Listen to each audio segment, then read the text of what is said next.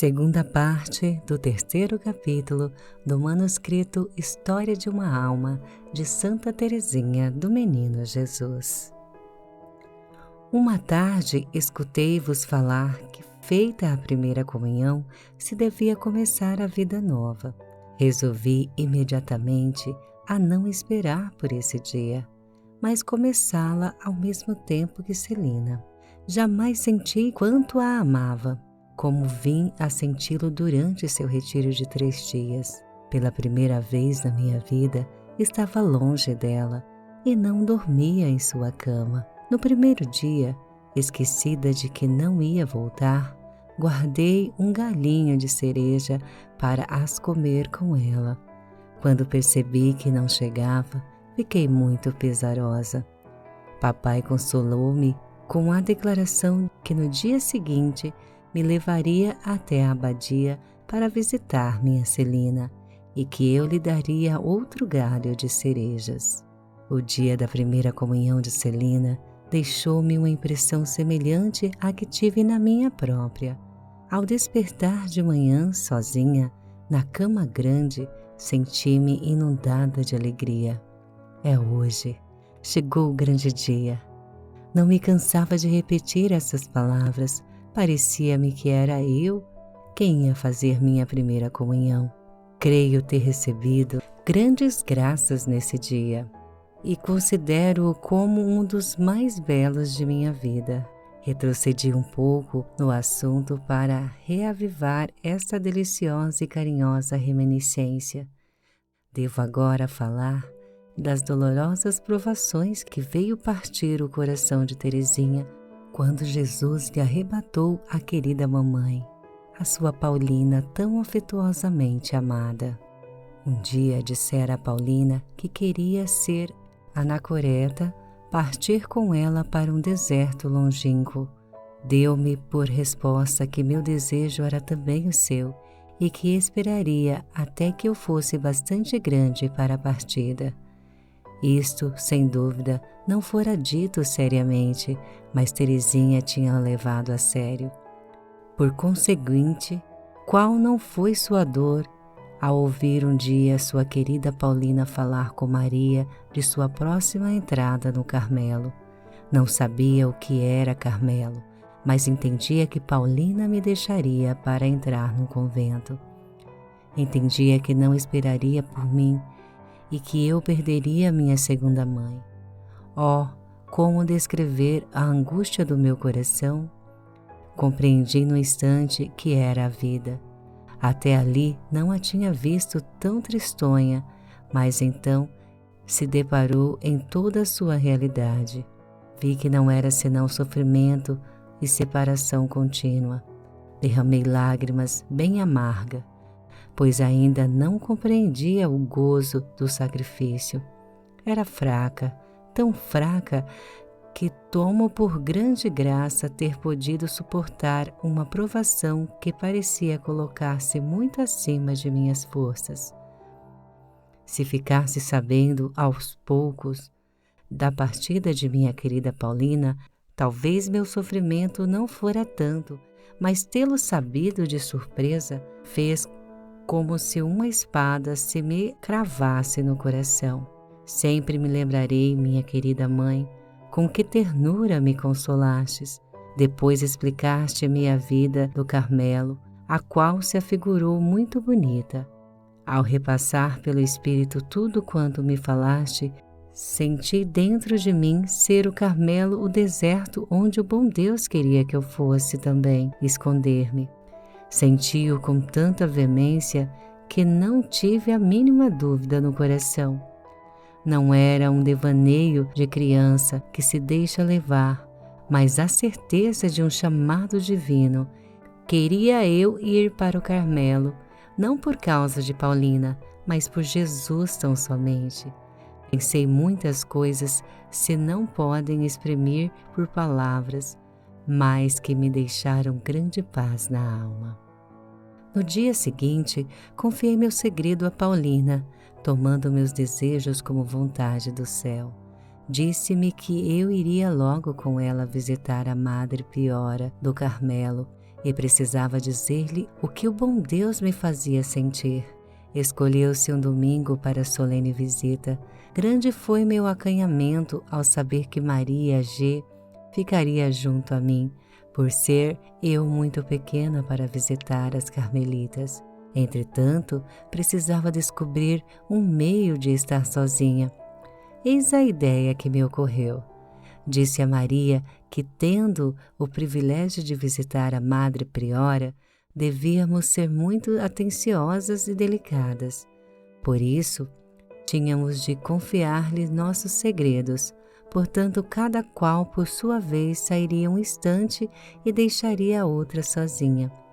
Maria acreditou no que eu dizia, e apesar de sua repugnância em confiar segredos que não possuía, permanecemos uma após a outra sozinha junto à nossa madre. Tendo ouvido minhas grandes confidências, Madre Maria de Gonzaga acreditou em minha vocação. Declarou-me, todavia, que não eram recebidas postulantes de 9 anos, e seria preciso aguardar meus 16 anos. Resignei-me, não obstante meu vivo desejo de entrar o mais cedo possível e de fazer minha primeira comunhão no dia que Paulina tomasse o hábito. No mesmo dia, pela segunda vez, recebi louvores.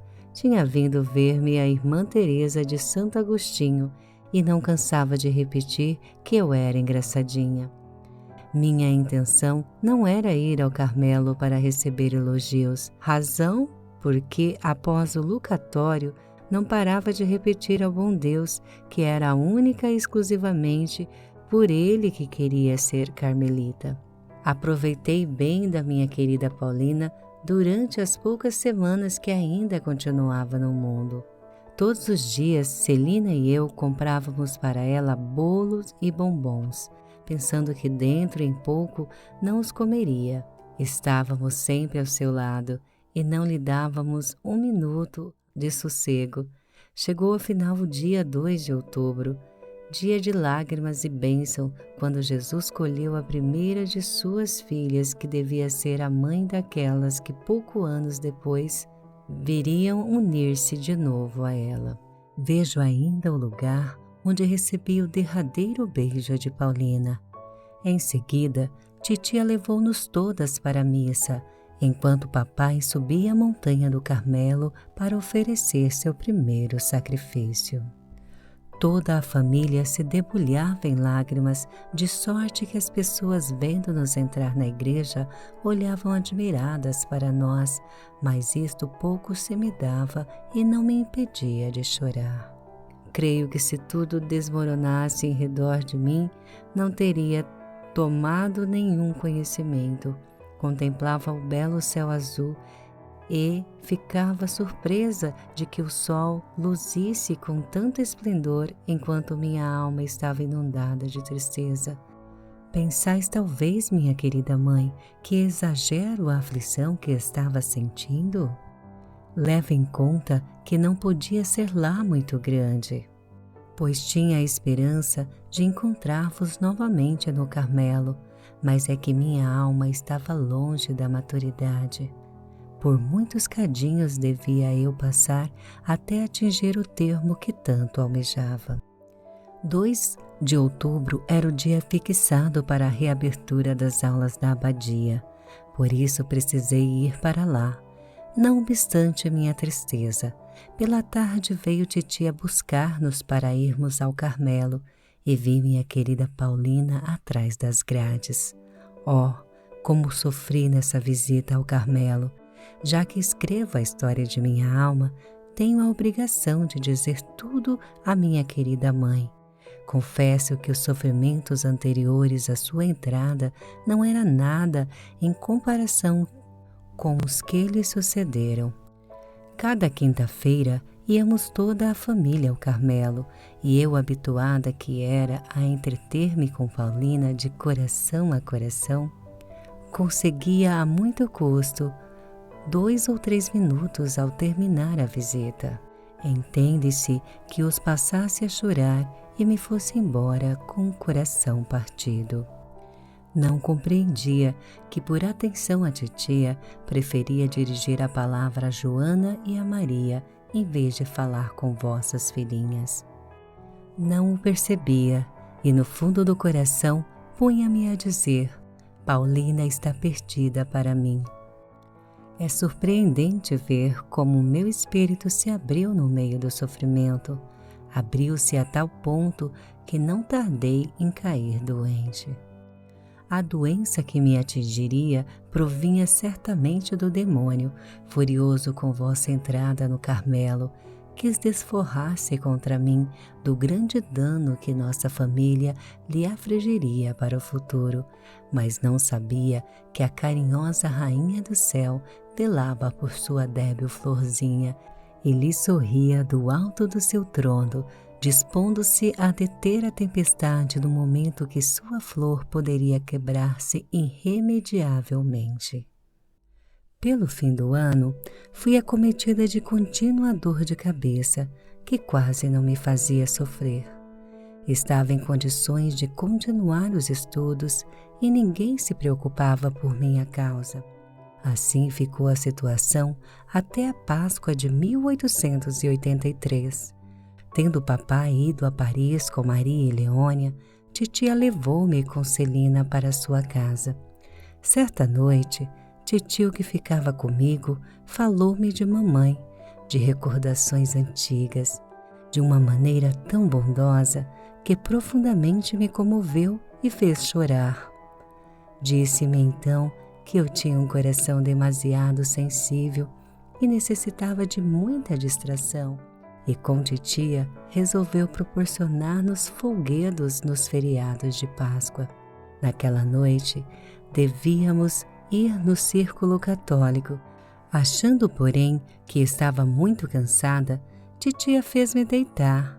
Ao trocar de roupa, fui sacudida por estranho tremor. Disse-me crendo que eu tinha um coração demasiado sensível. Titia rodeou-me de cobertores e botijas com água quente.